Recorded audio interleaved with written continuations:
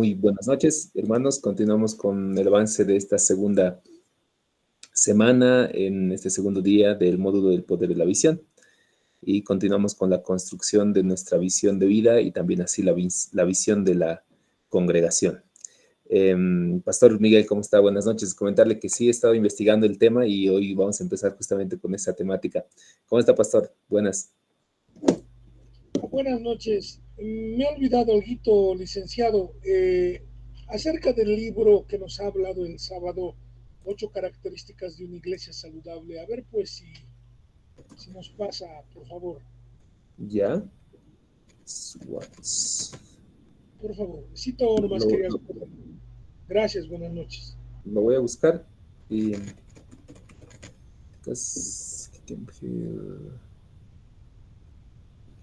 Ya,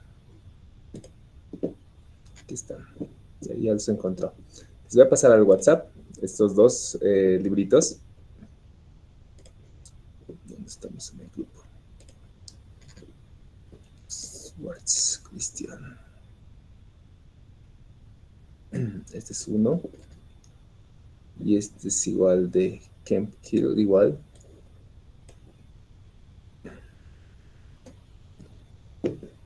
Uno similar también. Okay.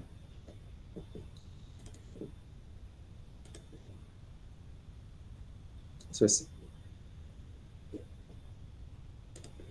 Bueno, ahora sí, pastores, vamos a continuar. Ya les he compartido al grupo de WhatsApp estos libritos que les mencionaba el fin de semana, que son características que propone el autor en referencia a aquellas congregaciones que ha investigado que al parecer no tienen un modelo de crecimiento muy particular. O sea, debemos de conocer que hay congregaciones, especialmente sectores urbanos, incluso hay congregaciones que fuera del sector urbano han llevado a la gente. Detalle de que tienen de alguna manera, aparte, no quisiésemos menospreciar, siempre el Espíritu Santo es el que maneja todo ello, y en Hechos incluso menciona que él cada día añadía quienes iban a ser salvos, pero hay congregaciones que han adoptado ciertas características funcionales para manejar una estructura. Sucede de que incluso esto lo menciona eh, John Maxwell en su libro de las leyes del liderazgo, en donde hay una ley del tope. Hay una ley en la cual cualquier líder, cualquiera de nosotros, alcanzamos un tope de influencia sobre la gente. Y en estos dos libros que estoy compartiendo, menciona cómo estas congregaciones a nivel global trabajan con sus modelos celulares, con los cultos inspiradores, con el servicio con sus dones y diferentes características que hacen que su estructura pueda organizarse mejor y tenga un mejor crecimiento y desarrollo de su membresía. Entonces lo pueden revisar, son dos libros muy interesantes que aplicándolos por lo menos vamos a mejorar la administración y la mayordomía que el Señor nos ha dado dentro de la iglesia. Regresando a la temática, el día de ayer, conforme íbamos avanzando ya, el desarrollo de nuestra visión personal y de nuestra visión también de la congregación o una visión institucional.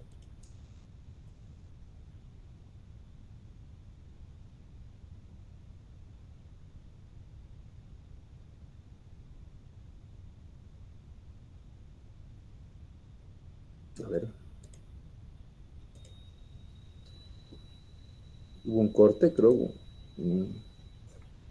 Algo ya. ¿Qué Z estoy? Sí, estoy bien. Muy bien. Hola, hola, ¿me escuchan? ¿Está bien?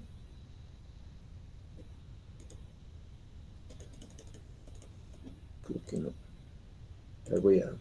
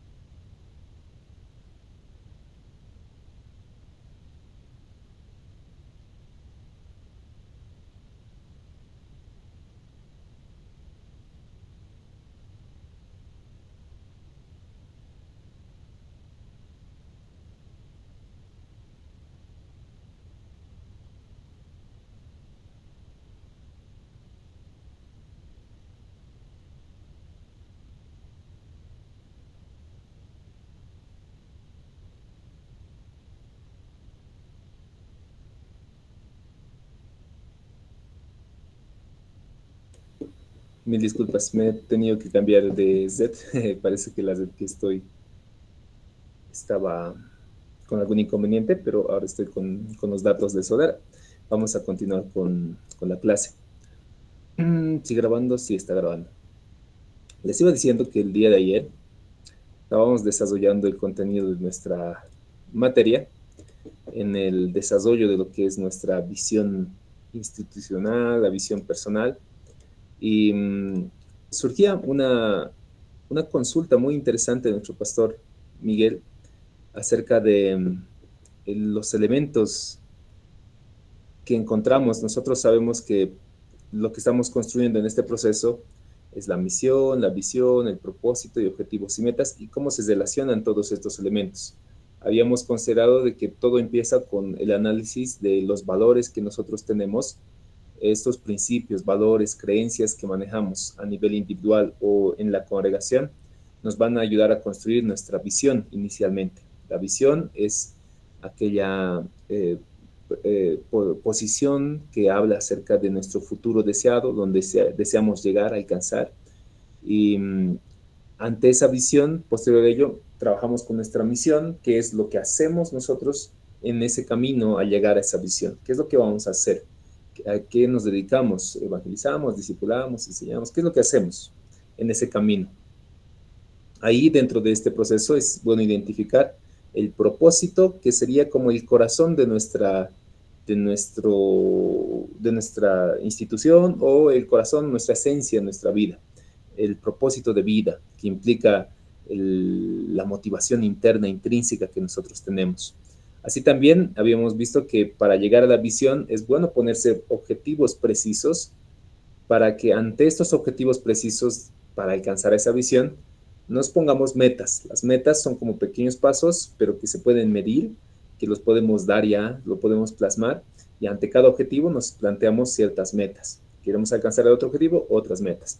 En ese proceso había esta duda de el concepto y el asunto de la causa dentro de las escrituras. Personalmente no lo había analizado desde esa perspectiva, pero ayer me estaba tomando más un tiempito para revisar un poco más a profundidad acerca de la causa. Es cierto, mencionaba en varias ocasiones lo que es la causa de su nombre, en el hecho de seguir algún tipo de persecución o sufrir algún tipo de persecución. Y también Pablo en sus escritos va a mencionar acerca de su causa, la causa de Cristo, igual como razón de persecución o propósito incluso de ministerio. Aquí hay algunos versos, ¿no? Seréis aborrecidos todos por causa de mí. En Mateo 10:22, siempre estamos entregados a muerte por causa de Jesús. Esto Pablo lo dice en Corintios. Por causa de ti somos muertos, en Romanos 8:36. Este sentido, este propósito de causa, creo que se explica con mayor lógica cuando Pablo dice, ¿no? Para mí el vivir es Cristo y el morir es ganancia. O sea, la causa de mi vida implica a Cristo, y si muero no hay problema, yo salgo ganando porque la causa de mi vida es Cristo. Haciendo un análisis de la etimología de las palabras, viene de dos vocablos, dei y génicos. A ver, les voy a mostrar esto en Excel, digo en Excel, perdón, en EaseWord, para que lo podamos ver estos versos, que en ese sentido, a ver, estamos primero con Mateo 10:22, vamos a ir a una versión interlineal, Biblia, hola, por favor quisiera pedir permiso de 10:22.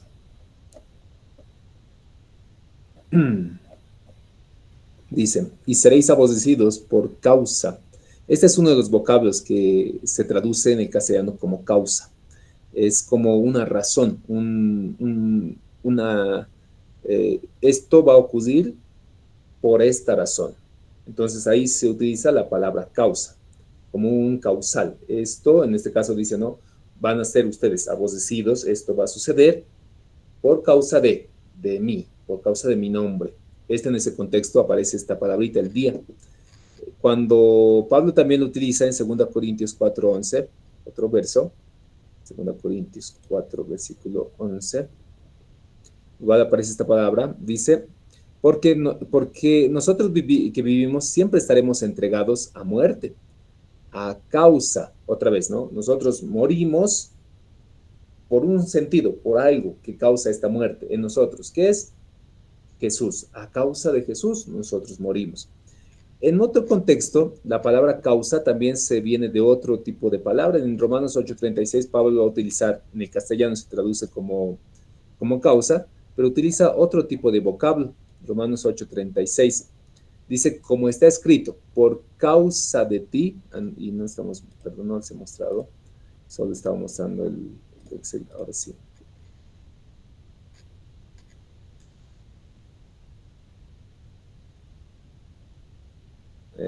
Indicando Mateo capítulo 10, versículo 22. Mateo 10, 22. Viene, les decía, por dos orígenes, o se traduce al castellano causa, de dos vocablos diferentes. Uno, que viene por este vocablo de día, es la palabra, esta palabrita día, y dice, es como un sentido que origina algo, o sea, la muerte es originado, es causado por Cristo, o sea, por el seguir esa causa que nosotros tenemos en el Señor. Esto mismo en el libro de 2 Corintios capítulo 4, versículo 11, dice, ¿no? Porque nosotros somos entregados a muerte por causa, otra vez, yo muero por causa de, esto es lo que genera mi muerte, ¿no? El seguir a Cristo, el estar en Cristo. Pero en Romanos capítulo 8, versículo 36, igual va a utilizar Pablo causa, pero en otro sentido. Un sentido mucho más profundo todavía. Romanos 8:36 dice así, como está escrito, por causa de ti somos muertos todo el tiempo, somos contados como ovejas al matadero.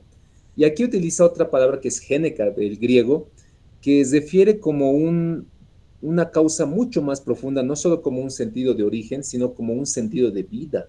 O sea, como Pablo dice, nosotros como nuestro sentido, nuestra vida es Cristo y por esa razón estamos con ese propósito de muerte.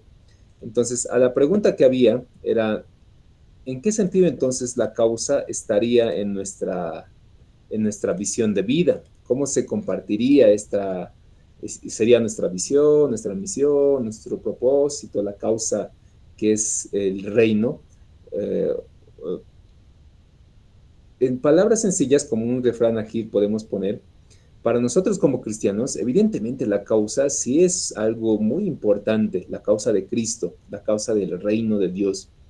Ahí como una frase, ¿no? Si nosotros no vivimos por esa causa del reino, podemos empezar a servir simplemente por conveniencia, como algunos lo hacen, y que también Pablo recomendaba, ¿no? Que no hagan eso por codicia de ganancias deshonestas, sino que sirvamos por la causa del reino, sabiendo que el propósito principal de nuestro servicio no es enriquecernos o tener fama o tener fortuna, sino el propósito del servicio que hacemos es para que el reino avance, para que Cristo sea glorificado.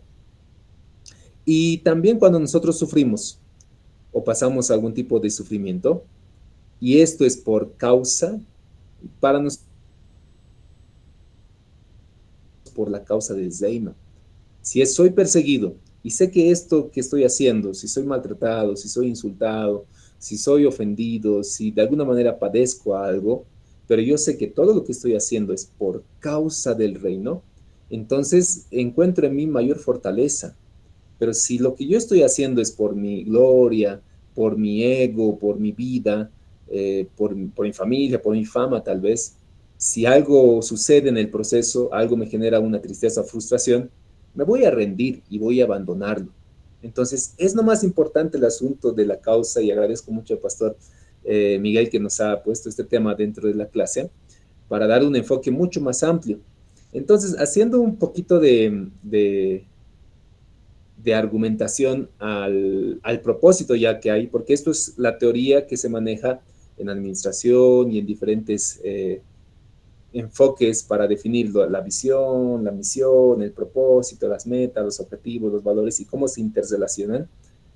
Para nosotros como cristianos, si ustedes y nosotros no estuviéramos en Cristo, podemos definirlo de manera teórica y podemos alcanzarlo también. Y está bien.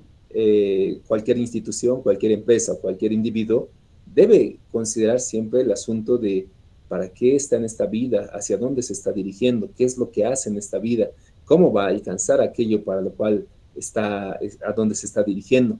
Eso es visión, misión, propósito, objetivos y metas.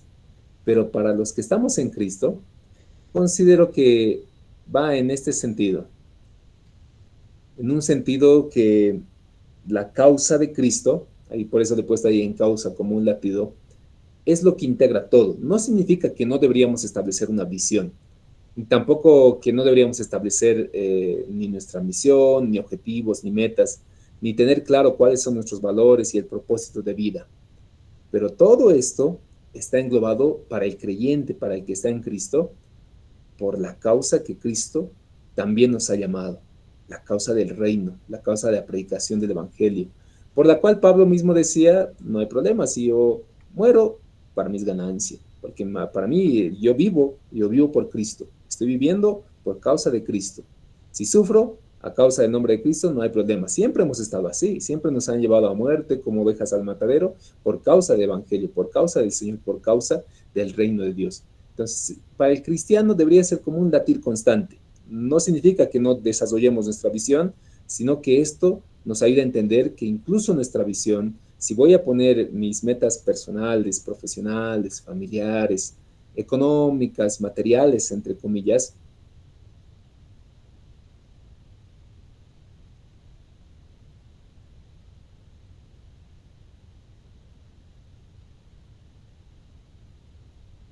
piensa pero con la mirada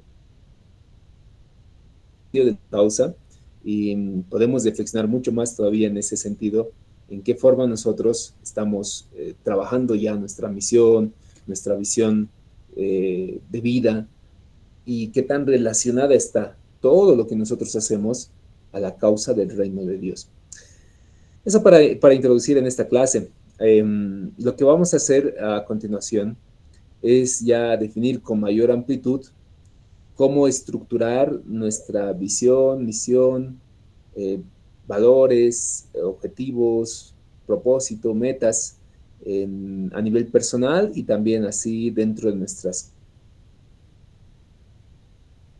Una de las tareas iniciales para este trabajo es reflexionar qué valores tengo. Y los valores se van a definir, ¿no? Como aquello que para lo cual para mí es valioso, es importante. Eh, Mis principios, mi identidad. Algunos puede ser importante su cultura, para algunos puede ser importante su economía, su casa, su profesión, su familia, sus recursos, y cada uno va a ser muy diverso por ese caso acá. Para algunos es importante la honestidad, para otros es importante la excelencia, la puntualidad, el trabajo en equipo. Cada uno tiene algo que valora y que otros tal vez no lo valoran de la misma manera como nosotros lo hacemos.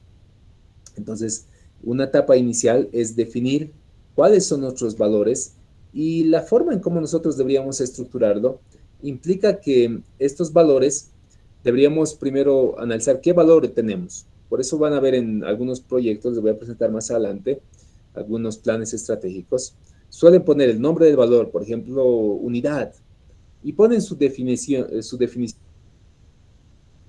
el trabajo en conjunto, en equipo, en donde todos piensan en un mismo sentido y en un mismo corazón, algo así. Esa es su definición. Cada uno también pone su definición.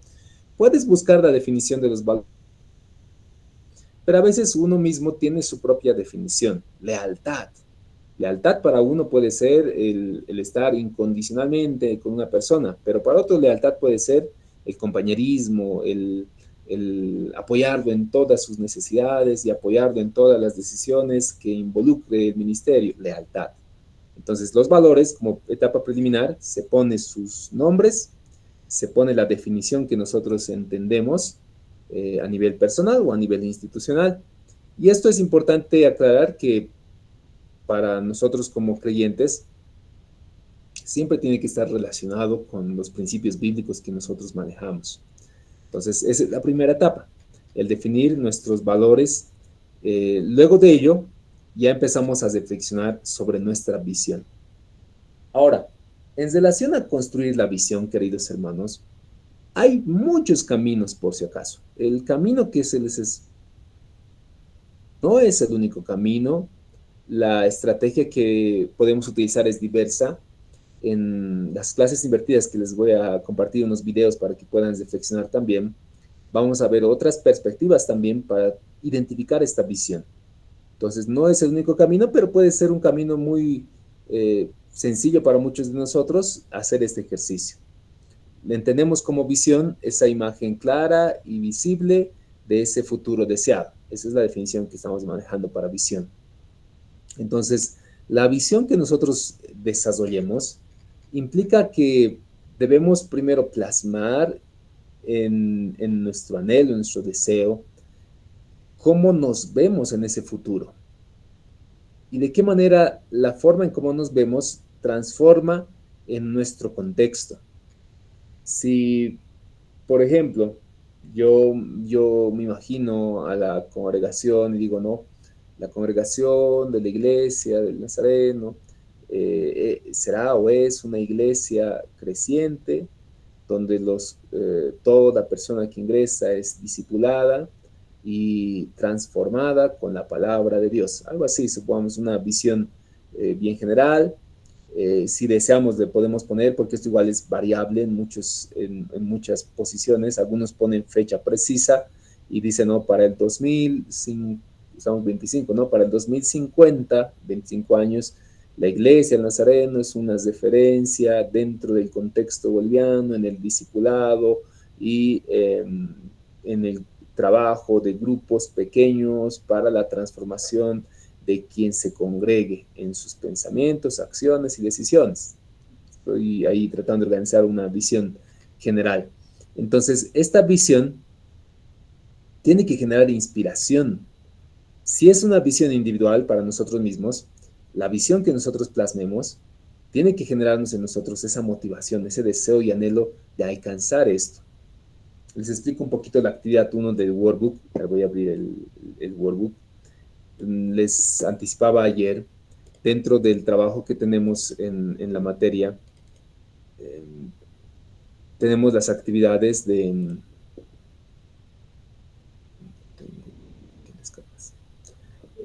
tres actividades para el workbook, en donde nosotros debemos construir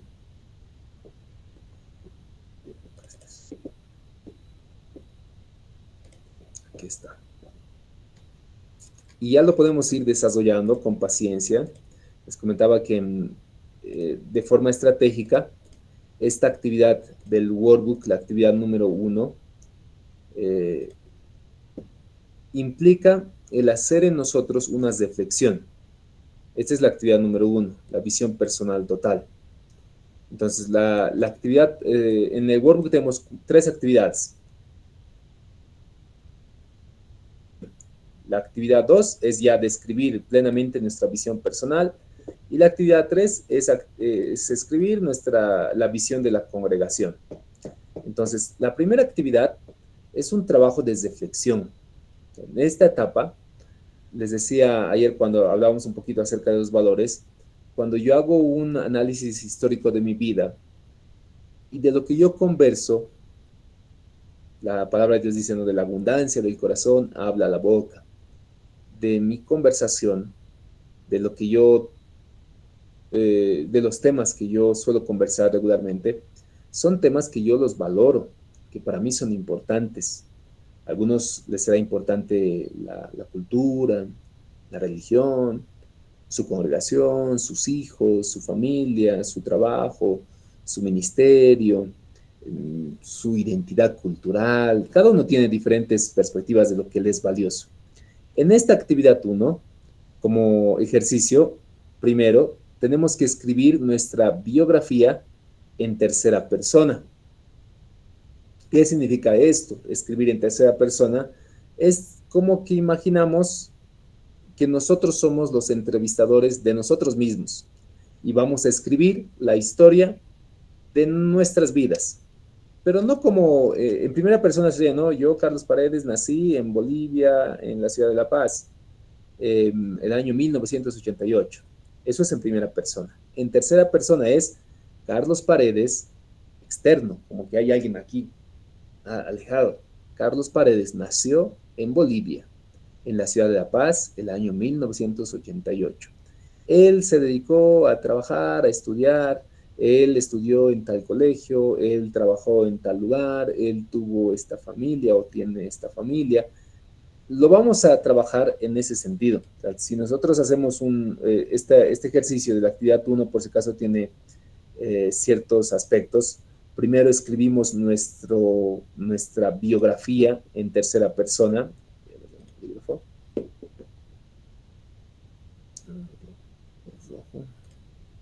Ahora sí.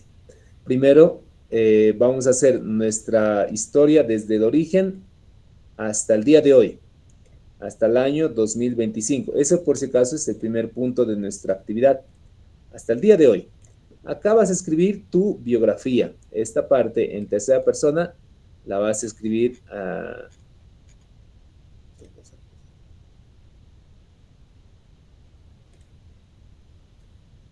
ahora sí.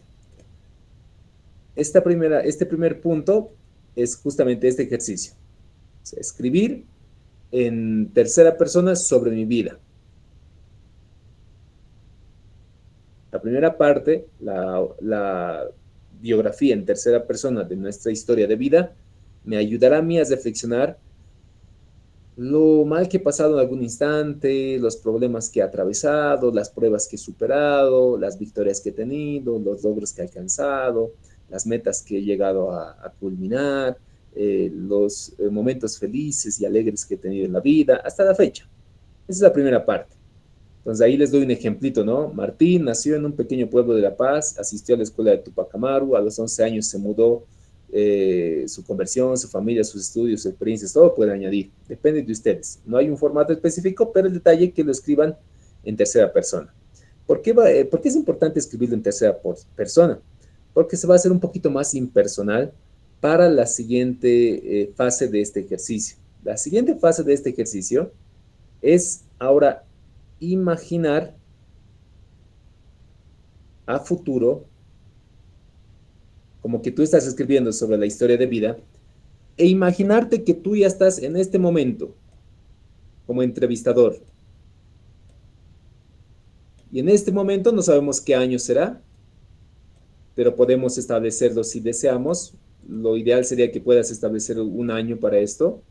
Entonces, este ejercicio es justamente esto, el punto número 2. Te imaginas el futuro en tercera persona, piensa en una fecha de finalización de tu vida y considera cuántos años te quedan. Manos Rolando, pastor.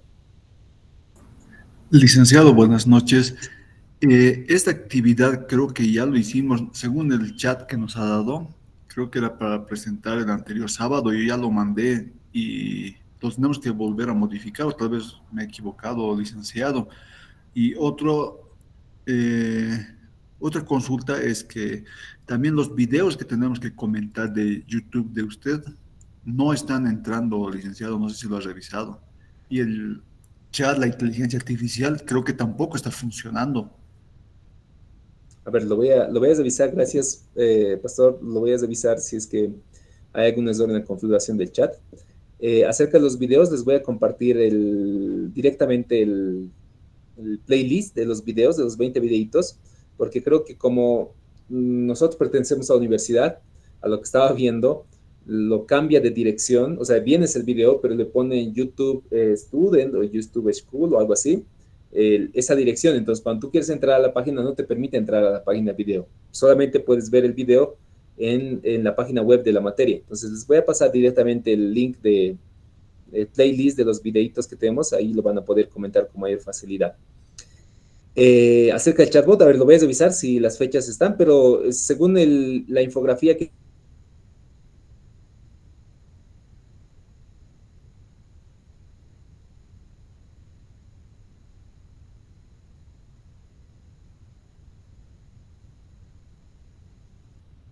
se fue el internet otra vez.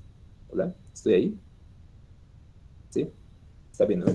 Esta fase del ejercicio implica hacer una reflexión y imaginarse este futuro probable en donde yo voy a establecer, como dice aquí, ¿no? ¿Cuántos años más o menos todavía tengo en el ministerio que estoy? ¿Qué voy a concluir finalmente de aquí? Supongamos que tú te imaginas hoy 2025 y tienes tus 30, 40 años, supongamos, y piensas vivir todavía 25 años más hasta cumplir tus 65 años. Eso será el año 2050. ¿No ve? Entonces, el año 2050, y me imagino, ¿no? Carlos Paredes ha llegado a consolidar el modelo de discipulado que había establecido. Hasta el 2025, recordemos que ya tenemos la historia de vida. Justamente también ha llegado a ver cómo sus hijos han llegado a alcanzar sus profesiones y están felizmente casados en sus propias familias. Vive actualmente con su esposa, los cuales están ejerciendo el ministerio de la consejería cristiana dentro de la iglesia. Es reconocido en el ámbito académico por docencia y enseñanza en diferentes instituciones. Entonces, es esto la etapa de lo que va a ser para empezar a construir nuestra visión. El ejercicio es hacer un poquito del uso de las expectativas que el Señor tiene para nuestras vidas y hacer esa etapa de reflexión. Acá en esta parte yo les animo, como que para nosotros es un aspecto muy especial, como les comentaba la semana pasada, nosotros acudimos al Señor porque creemos que Él sabe para qué hemos sido formados y a dónde nos está llevando, a dónde nos está, Él quiere dar a nuestras vidas. Entonces oremos al Señor para que Él pueda revelarnos con claridad a dónde estamos dirigiéndonos. Traten de ser amplios también, como ahí les he mencionado, ustedes pueden sus dones, pueden considerar sus talentos, las habilidades que tienen, pueden hablar acerca de su familia, de su formación, del ministerio que están desarrollando, prácticamente cómo se están viendo ustedes en ese futuro probable. Esa es la actividad número uno, escribir un poquito de la biografía que tienes y escribir en tercera persona, en el mismo sentido, en la misma descripción, lo que has llegado a alcanzar a ver, lo que has podido alcanzar a ver. Eh, cómo te ves con tu familia, cómo te ves con tus hijos, cómo te ves en el ministerio, cómo te ves en el ámbito académico, profesional, en tu salud, en el país, fuera del país, cómo te llegas a alcanzar a ver. Entonces, esta es una estrategia de las varias que hay para llegar a estructurar nuestra visión. Con este ejercicio, ya alcanzándolo de desarrollar, ya para la siguiente ya vamos a poder estructurar esta visión. Esto es ya la actividad número 2 que lo vamos a entregar, si no me equivoco, la última semana. Lo voy a revisar una vez más. Esta es la visión, por ejemplo, como ya ejemplo de que ha sido mi docente, doctor Eduardo Olivares, que nos compartía cuál era su visión de vida. Y él lo ha puesto así, ¿no? Para el 2054 habré cumplido el propósito de Dios en mi vida, reflejado en la realización de cada uno de los integrantes de mi familia. Asimismo, habré cultivado y utilizado mis dones, talentos y habilidades para servir y ayudar a otros a desarrollar su potencial y lograr sus propósitos y visiones. Y es lo que está haciendo, ¿no? Habiéndome involucrado también en otras acciones y proyectos de beneficio en la comunidad y la sociedad. Profesionalmente, dejaré un historial donde se destaque la preparación constante, el ejercicio de un liderazgo competente, ético y visionario, caracterizado por haber infundido un sentido de realización y trascendencia en quienes colaboraron conmigo y por las aportaciones y logros que queden como legado. Entonces, tal vez hay elementos que son bien precisos, por ejemplo, el año pone 2054, pero después los otros elementos también los pone como dando ya direcciones más claras, aunque no precisas, ¿no? No dice voy a escribir 2 libros, o voy a tener 5 hijos, no, o me voy a casar con tal persona, sino llega a tener como ejemplo más claridades hacia dónde se está dirigiendo. Pues, pero ya pueden empezar a construir con esta actividad número 1 el detalle de su visión. No sé si hay alguna consulta acerca de la actividad número 1. Este es el servidor de...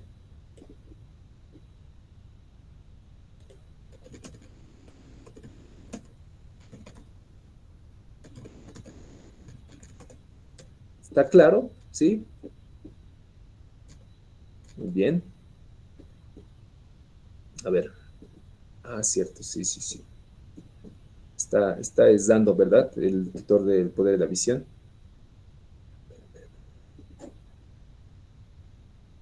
3 de mayo, papers para el 6, para el 10 de mayo. 17 de mayo tampoco se va. Workbooks para el 17 de mayo. Sí, está con algunos pequeños errores, estoy viendo el chatbot, pero sí al respecto de los trabajos está ya por lo menos en las fechas correspondientes. Esto de las evaluaciones nomás voy a revisar qué ha sucedido, que nos está dando fechas en marzo, pero debe ser algún detallito, lo voy a revisar concluyendo la clase. Volviendo a la explicación, para desarrollar nuestra visión entonces, podemos tomar este camino, y obviamente es parte de nuestra tarea, para ir aclarando la visión que tenemos nosotros en la vida. Entonces, después de ello, en todo este proceso, por ese caso, por ejemplo, a nivel institucional, ya algunos llegan a declarar el tiempo preciso. Se ven de aquí 5, 10, 20 años, cómo se ve la congregación. De aquí a 5, 10 años, ¿cómo te ves tú? ¿Dónde te ves? ¿Qué es lo que estás haciendo de aquí a 20 años? ¿Estás en el mismo lugar? ¿Con la misma gente? ¿Con los mismos conocimientos? ¿O de aquí a 20 años te ves con más conocimientos, con más experiencia, con un ministerio en avance, con algún ministerio particular que se esté desarrollando? ¿Cómo ves a tus hijos? ¿Cómo ves a tu familia? Puedes detallar si quieres en esos aspectos, pero lo importante es que tengas esa imagen clara y convincente de ese futuro que deseas. Ahí empieza la construcción de la visión. Entonces, los elementos que podemos considerar, uno es que esta imagen sea desde el futuro, ¿no? Hacia el futuro. Que además esta visión tenga un impacto a nivel personal, nos pueda generar inspiración para alcanzar esa visión, que sea algo que nos motive constantemente. Es decir, mira, yo estoy ahora empezando mis estudios, pero de acá a 10 años me veo ejerciendo esta profesión. Entonces, eso te va a motivar a alcanzar la profesión, a concluirla. Tiene que generarte esa inspiración en tu vida. Luego de ello, viene el detalle de la misión.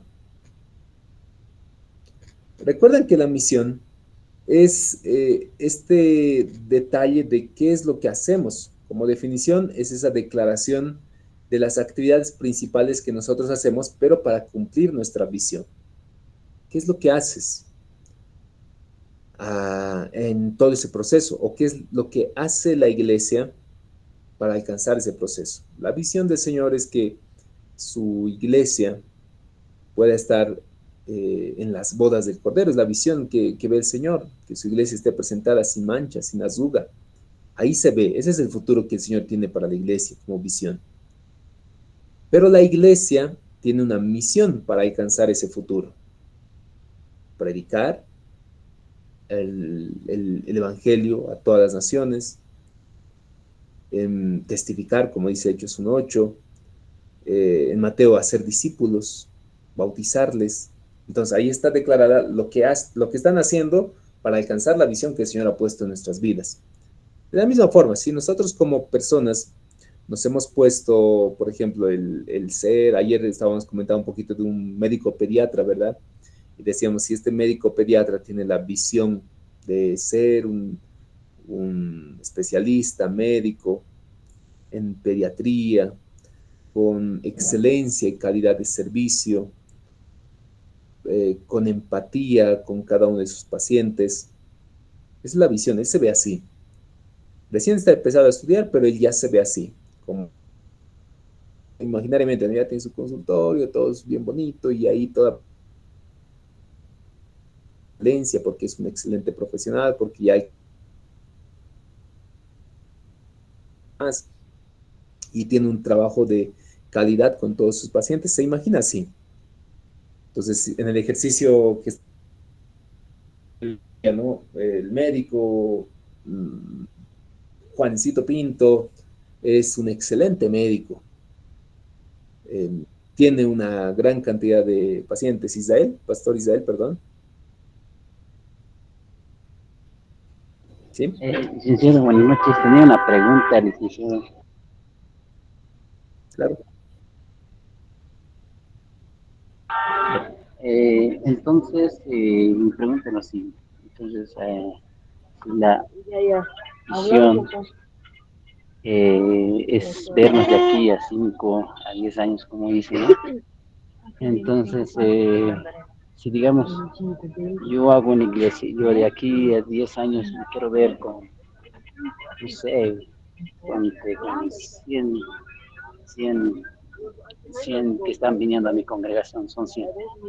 Pero, ¿qué pasaría si no se cumple eso? Si no se cumple, digamos, y si siguen 10 personas, 20 personas en mi iglesia, es porque eh, el pastor ha fallado o es que ha habido un problema, digamos, sí, en la iglesia, o la visión se ha acabado. Esa era mi pregunta. Gracias, Pastor Israel. Miren, les voy a dar un ejemplo de una visión bíblica. Pablo declara cuando escribe en Corintios una carta dirigida a romanos, les dice, voy a ir hasta España y voy a pasar por Roma y ahí les voy a encontrar. Entonces, lo que Pablo tenía en su visión es alcanzar a llegar a España y predicar a esos sectores también. Era parte de su visión. Las circunstancias han hecho que no llegue a alcanzar esa visión particular que había establecido en el ministerio de la predicación a los gentiles por circunstancias externas. Entonces, es bueno siempre analizar si nosotros declaramos una visión en todo ese proceso, no solo es decir, no, voy a alcanzar a 100, ya estás bien, ya tienes la visión más o menos clara hacia dónde está dirigiéndose el ministerio, por lo menos en cuestión de números ya tienes claro, pero tienes que aprender a identificar también que necesitas tener claro también con qué misión vas a alcanzar esa visión, qué objetivos te vas a poner claros para alcanzar esa visión, qué metas estratégicas vas a tener para alcanzar estos objetivos, para alcanzar esa visión. Entonces, a veces sucede que puede ser por factores externos, que todo esté bien estructurado, pero circunstancias ajenas hacen que no alcances esa visión, como el caso de Pablo. Naufragó, fue prisionero y se tuvieron que quedar prisionero en Roma. Pero hay circunstancias externas, por lo que, por ejemplo, en 2019-20, lo que ha sucedido para nosotros en la iglesia, estoy seguro y que muchas congregaciones, yo les comento, como que estaba recién 2, 3 años en la congregación, que actualmente ya voy cumpliendo ya 7 años. En ese entonces, parte de nuestra visión que se había establecido era el establecer los grupos celulares en bandas, discipulado que estamos realizando. Y estábamos avanzando bien, cumpliendo con nuestras metas que habíamos establecido, paso a paso. Ya nos estábamos uniendo, ya estábamos por lanzar los grupos celulares y lamentablemente declararon cuarentena. Nos intentamos de unir de manera virtual, pero había estudiantes o participantes del discipulado que no tenían acceso a Internet. Tuvimos que hacer una pausa, enfocarnos más a la enseñanza virtual para la iglesia. Entonces, hay factores externos que pueden limitar nuestra visión, que escapan de nuestro control. En la cuarta unidad, si no me equivoco, estamos hablando un poquito más a profundidad de esto. ¿Qué hacemos cuando no se puede alcanzar la visión? ¿Qué procede? ¿Qué sucede ahora? ¿Qué debíamos hacer a continuación? Y ante ello hay evidentemente opciones, ¿no? De estructurar una vez más la visión, hacer las adecuaciones correspondientes. Por eso es importante las metas dentro de la visión. Cuando nuestras metas son bien claras, específicas, medibles, realistas, SMART se llaman, entonces se puede alcanzar con mayor precisión la visión. Pero cuando yo solo digo, vamos a hacer 100, y está bien, perfecto, el Señor va a respaldar, está ahí con visión. Pero ¿qué vas a hacer? Pablo tenía el propósito de llegar a como la gran comisión. Yo me imagino que Pablo habrá preguntado a los discípulos y les había dicho, ¿qué es lo que dijo el Señor? Que recibiremos poder y que vamos a ser testigos en Jerusalén, Judea, Samaria y hasta lo último de la tierra. ¿Y por qué siguen en Jerusalén? Si el Señor ha dicho que vayamos hasta el último de la tierra, debemos ir hasta el último de la tierra. Me imagino, es un hipotético, ¿no? Porque Pablo va a hacer los viajes muy particulares, sus 4 viajes misioneros, y va a navegar, va a ir siempre a diferentes lugares, va a predicar, en teoría, sí, a todo el mundo conocido desde entonces. Pero ya se tenía planeado, ¿no? Voy a ir a tal lugar, y cuando iba al lugar ya tenía planeado qué iba a hacer, a qué lugares visitar, la sinagoga regularmente del pueblo, luego las plazas principales, luego establecer células o grupos pequeños, discípulos, formarlos, capacitarlos, establecerlos y luego viajar otra vez y hacer ese mismo camino y luego proceder. O sea, tenía un plan. No es que es un trabajo improvisado. Y ahí también a veces solemos fallar. Declaramos bien la visión, anhelamos hermosas cosas, como decían, no es que la visión cuando se declara uno toma la visión y dice, voy a imaginarme lo peor para la iglesia. No, yo siempre veo que cuando declaramos la visión, anhelamos dar pasos importantes con la congregación, avanzar, que el reino de Dios siga avanzando. No he visto hasta ahora una visión que vaya hacia mal. Siempre hay buenos anhelos y deseos, pero en el proceso hay factores externos que pueden limitar, pero también hay factores internos, y especialmente los factores internos van con relación a lo que es la planificación, a lo que es la organización. Esos factores internos pueden generar en nosotros una frustración en un futuro porque no hemos avanzado como hemos dicho, no hemos trazado bien el proceso. ¿Ok? Volviendo aquí al detalle de la misión. La misión es aquello para lo cual hacemos. Si bien les daba el ejemplo otra vez del médico pediatra, si el médico pediatra ha establecido y ha dicho, no, yo voy a ser un excelente médico con calidad de servicio, empático, excelente profesional, con especialidad en pediatría. Entonces, su visión individual como médico pediatra, su misión, lo que hace, lo que él va a dedicarse a hacer, es pues brindar esa atención médica, brindar ese servicio de calidad para los niños, brindar con empatía sus conocimientos. Eso es lo que él hace bien, es lo que el camino que le está llevando a ser un profesional de excelencia. Ese es el camino que él está decidiendo.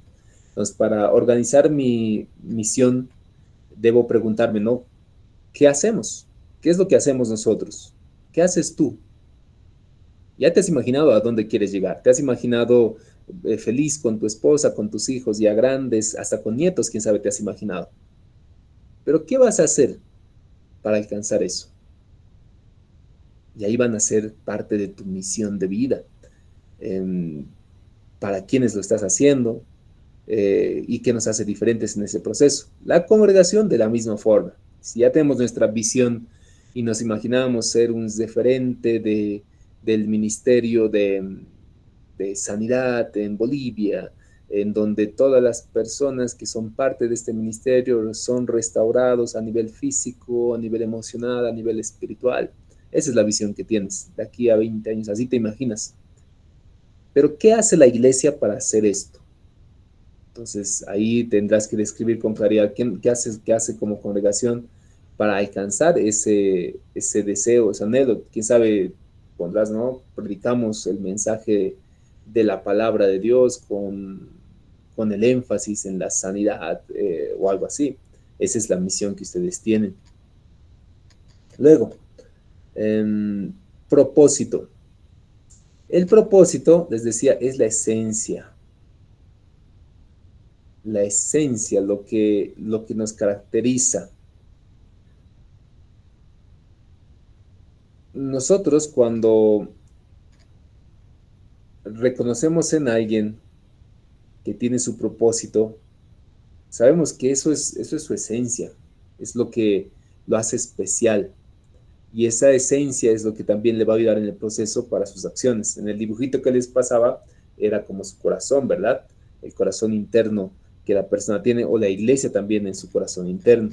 Si vamos al ejemplo de la iglesia, el propósito de esta congregación tal vez es el asunto de guiar a las personas a la relación con el Señor. Esa es su esencia, a eso se dedican. La persona que enferma que llega es sana porque conoce al Señor, porque experimenta el poder del Espíritu Santo en su vida.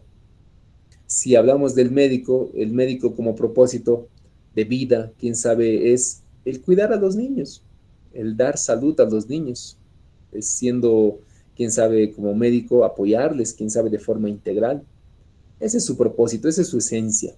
Que aparte de que es médico, aparte de que ha alcanzado su especialidad, su profesión, lo que lo caracteriza a él, su esencia como persona, es que alguien que se preocupa de los niños de manera sincera, honesta, de una manera pura.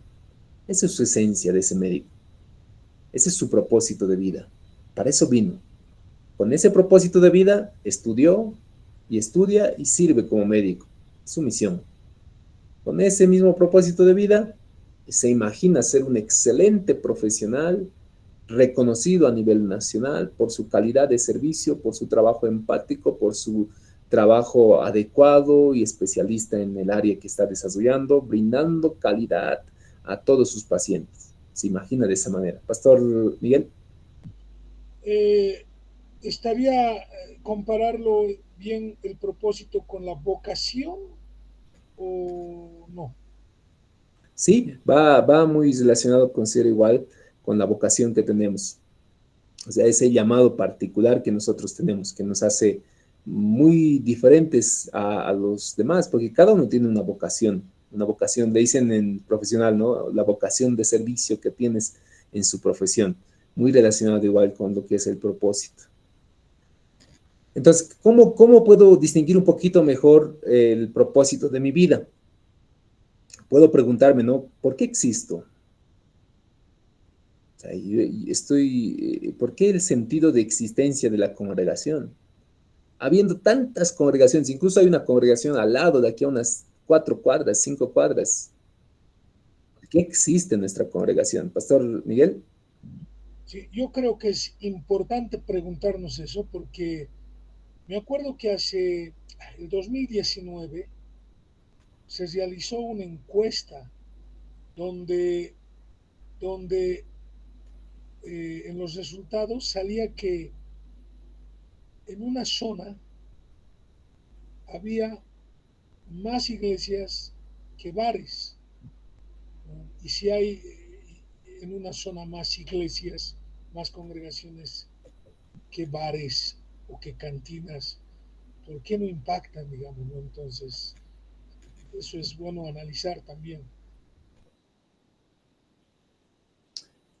Correcto, pastor. Miren, incluso a nivel profesional, hay varios abogados. Estaba viendo un meme, me decían, hay muchos abogados, pero ¿cuál es la diferencia entre tú, que tal vez tienes una profesión o un conocimiento particular? ¿Cuál es el sentido de tu existencia?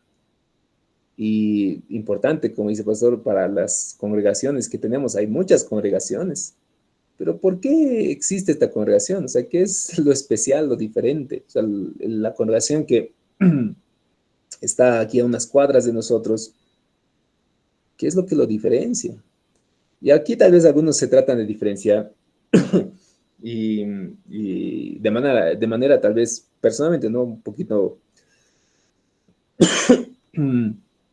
no adecuada, y hacen una diferenciación enfocándose probablemente en dogmas muy particulares.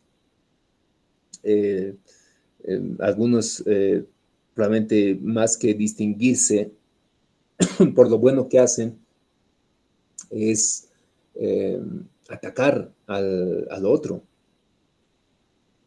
Incluso esto a nivel político, alguna vez reflexionaba.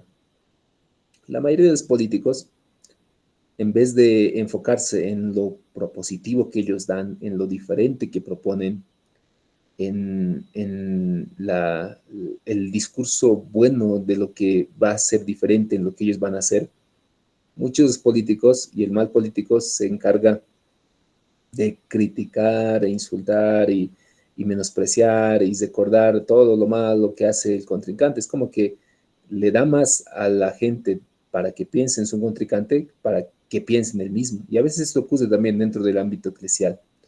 Muchas congregaciones de manera equivocada se enfocan más en criticar lo que el otro está haciendo que centrarse en lo que él puede proponer dentro de la congregación. Y como que su llamado, como su sentido de existencia, fuese el ser el guarura de Dios, ¿no? El protector de la sana doctrina. Hay sectas de sana doctrina. Hay congregaciones que se hacen llamar de sana doctrina que son saludables, o sea, hacen estudios bíblicos, se centran en las escrituras. Su sentido de vida, más allá de preocuparse quién está diciendo no o haciendo lo otro o aquello, se centran en las escrituras, en meditar, en profundizar, porque eso para ellos es lo importante, ese es su sentido, es lo que los hace diferentes. Pero hay quienes tal vez como una secta se preocupan más en ver lo que los demás piensan, lo que los demás hacen, y eso genera tal vez conflicto dentro de la misma gente. Pues para eso estamos, o sea, el domingo la prédica se va a encargar de hablar de tal pastor o hablar de tal ministerio, que no es adecuado. Si estamos tal vez en ese camino, reflexionemos y digamos, a ver, ¿es eso realmente el sentido de la existencia de esta congregación? ¿O el sentido de la congregación es el servicio social, ayudar a los alcohólicos, hacer campañas de sanidad, hacer grupos de discipulado, hacer apoyo a madres solteras, hacer orfanatos? Ese es nuestro sentido de existencia de la iglesia. Para eso estamos. Entonces, a nivel personal, igual, desde reflexionar, ¿no? ¿Cuál es mi sentido de existencia como profesional médico, psicólogo, arquitecto, maestro, en el área que esté? ¿Cuál es el sentido de mi existencia? ¿Qué de especial soy? ¿Cuál es mi vocación, mi propósito dentro de ello? ¿Cuál es mi razón más allá de lo económico, más allá de lo material que debería alcanzar? Ese es el propósito.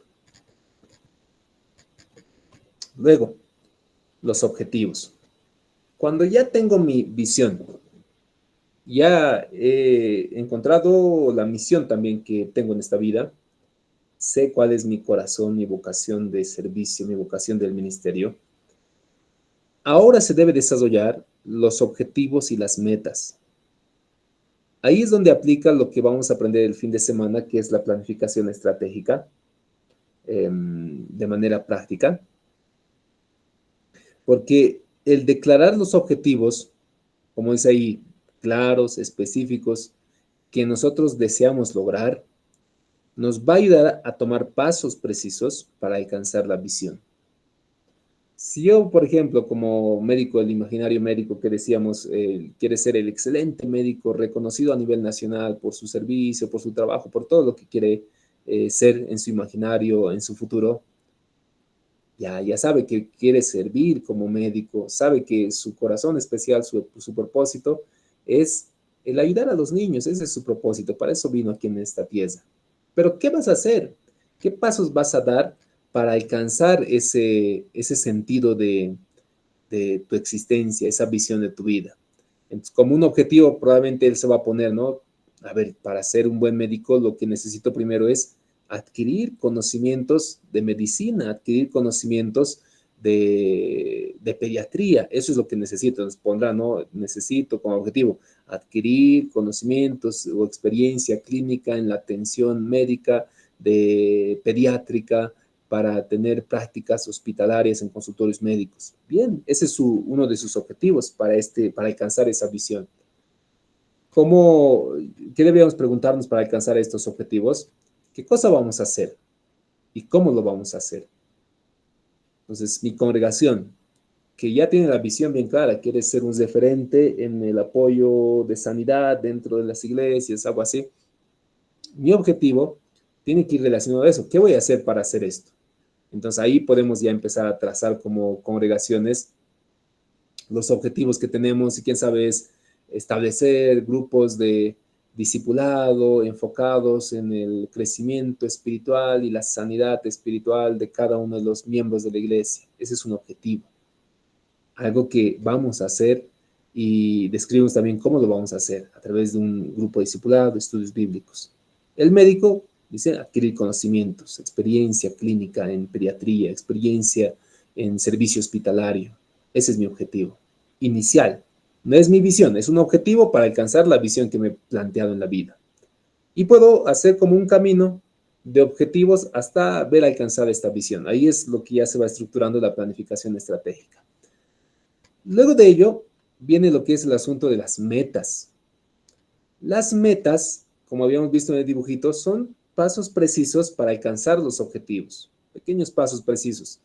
Pero estas metas, por si acaso, tienen que ser medibles, específicas, se tienen que notar los resultados y tienen que tener un tiempo determinado para alcanzar esos resultados.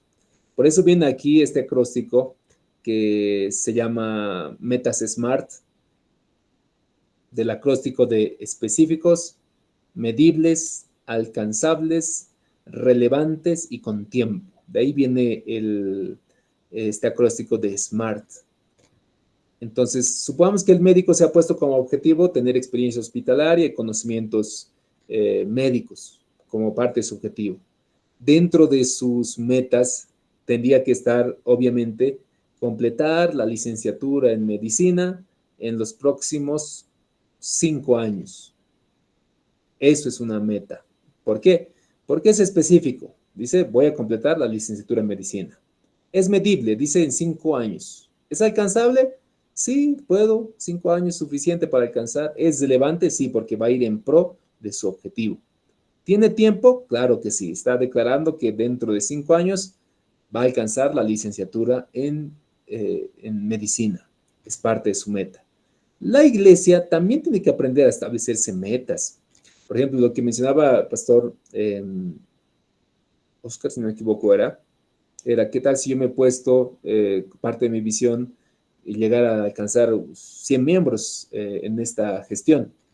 Entonces, como una meta en ese concepto, para no dar así precisamente 100, así contaditos, lo podemos poner, ¿no? Que para el próximo año, para el 2026, la asistencia de los servicios dominicales aumentará en un 20%. Entonces, estos elementos son específicos. Yo digo, miran, estoy aclarando que para el 2026, eso es tiempo, vamos a llegar a un crecimiento del 20%. ¿Es relevante? Claro que sí. Si yo pongo, por ejemplo, vamos a llegar a alcanzar el crecimiento del 1%, ¿es relevante? No, innecesario, ¿no? 1%, no sé si va a ser tan relevante. 20%, sí, sí, está relevante. ¿Es alcanzable? Sí, por ejemplo, ¿qué tal si yo voy a poner, vamos a llegar a alcanzar el 100% de crecimiento para el siguiente año? Desafiante, desafiante, pero ¿será alcanzable? ¿Lo podría alcanzar? Entonces me pongo un 20% y digo, sí, sí, es alcanzable. ¿Medible? Sí. Si yo tengo 100 miembros actualmente, el 20% son 20 personas exactamente. Entonces es medible.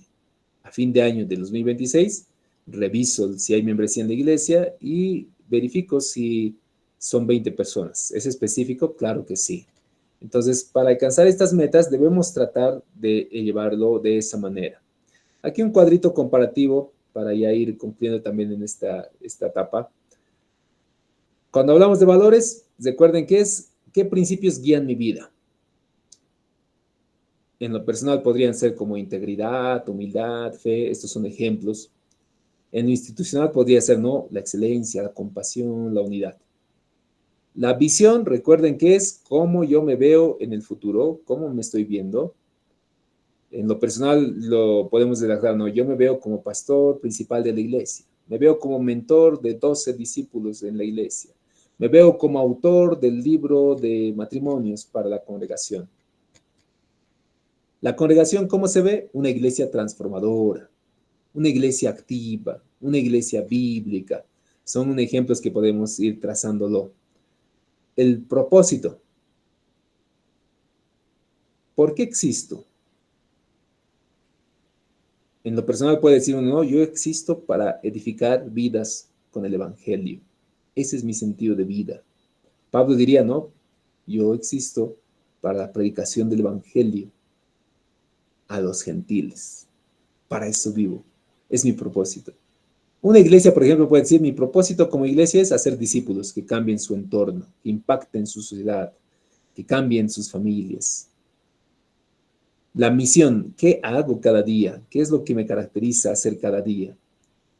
Yo cada día enseñar, predicar, aconsejar.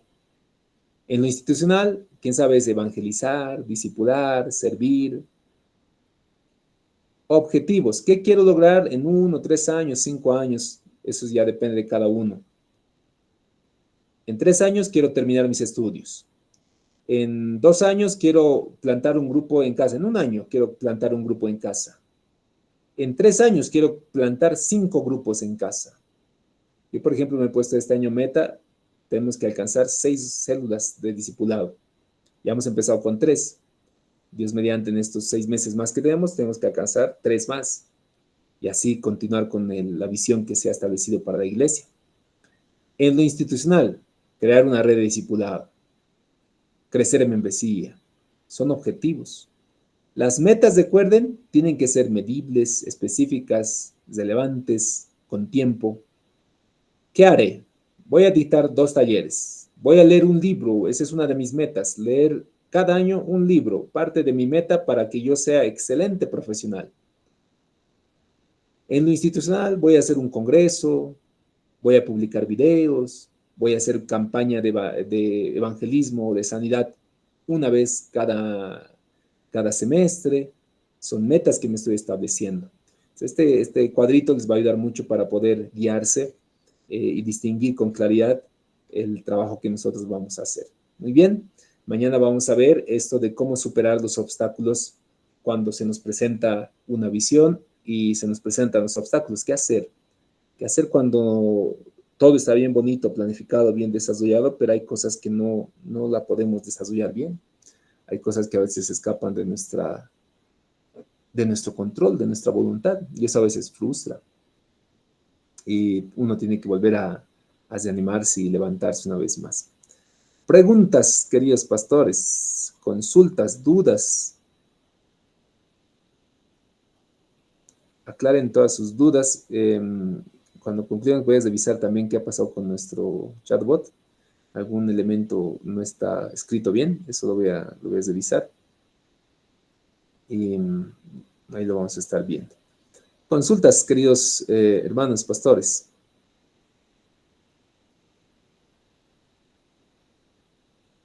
Bien.